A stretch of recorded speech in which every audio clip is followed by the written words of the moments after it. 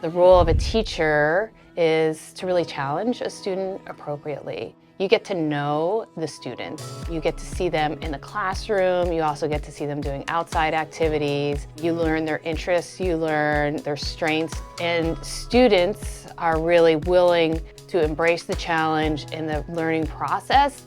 If there's the trust in the teacher and they feel like the teacher understands and respects them, they start making traction and they don't panic. They don't have anxiety. They are excited about the challenge and they see that as a great opportunity. I'd say that's like one of the big things is kind of thinking about that safety net. You know, how can we support them when they do fall? How can we help them not fall too far? And then give them the chance to pick up the pieces, learn from whatever it was that happened, and then continue and do better going forward.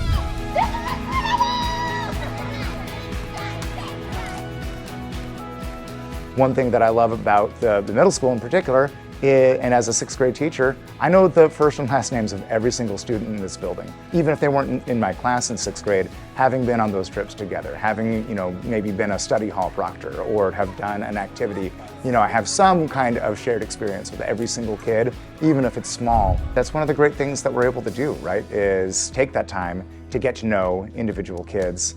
I love the idea of the size of our school being something that is an asset. And it's not just the class sizes, but it's the small class sizes where we can really push in some focused work. And it's also the size that's big too, that there's a middle school attached, there's an upper school, there's cool adults that want to share their cool job with you.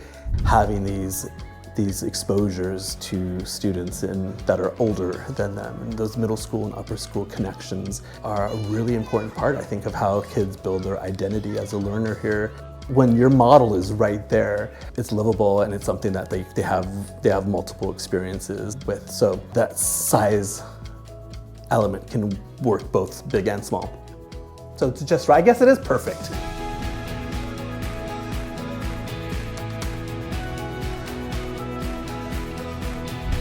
Relational nature of teaching and learning gives us opportunities and really requires us to create community on a daily basis. Every morning now that we're back in the Commons, kids come in and they sit on the floor and we sing a song all together and we hear announcements. They have a chance to lead gathering, to make their own announcements, to celebrate victories, to deal with community issues that are challenging for us.